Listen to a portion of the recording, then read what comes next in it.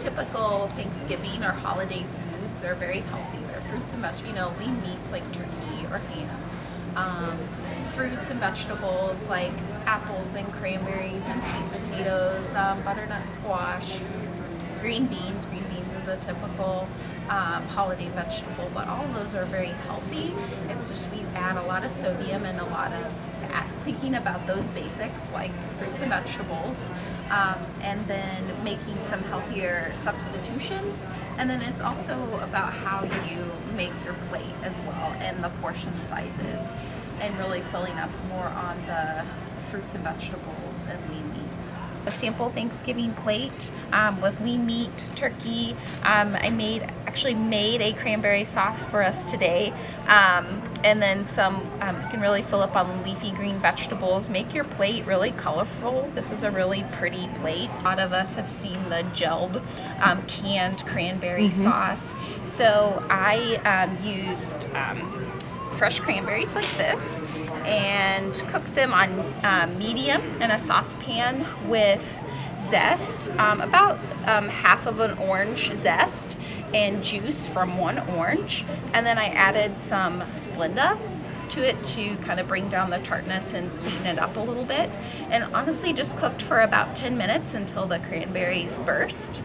So it's a really simple, quick, healthy alternative to the canned cranberry sauce. It might be a little bit more tart if you're using less sugar. Of course you can use like a sugar substitute or less sugar, but one other thing you can do, and that's with any recipes, really try to use herbs and spices. So you can use things like cinnamon, nutmeg, and cloves, and even in something like cranberry sauce. Your starch serving, one example is you can swap out the bread or the rolls for a whole wheat version rather than the white. That's a pretty easy swap.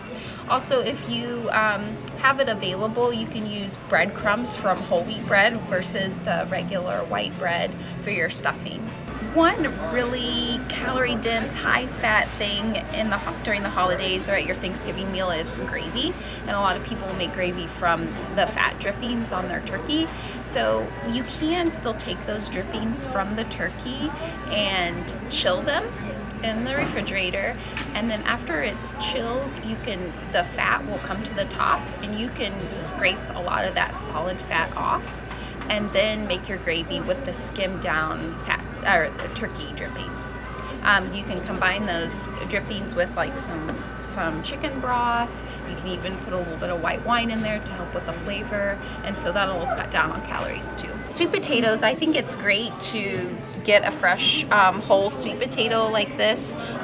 My favorite way of doing it is cubing the sweet potatoes and roasting them with a little bit. I mean, if you want some sweetness, do maple syrup, or you can even do a sugar-free maple syrup. Or, if you don't want to do a sugar substitute, you can do a little bit of brown sugar, and then season it with a little bit of cinnamon, nutmeg. You can use nutmeg too, but cubing it and then roasting it at like about 425 in the oven, it gives you a really healthy substitute. I know a lot of people make like candied yams or candied sweet potatoes with a lot of marshmallow cream, a lot of butter.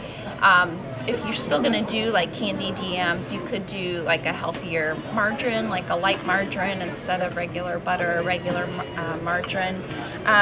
The marshmallow cream, unfortunately, there's not a healthier substitute for that. You could just use less. Nutritionally, there's not a huge difference. When you're deep frying it, a lot of if you don't eat the skin, the meat itself is still pretty healthy. So there's not a huge difference.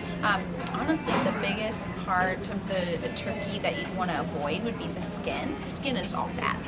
So if you avoided the skin, that would be cutting back a lot. So this turkey breast actually doesn't have any skin on it, so this would be preferred to eat the turkey without the skin.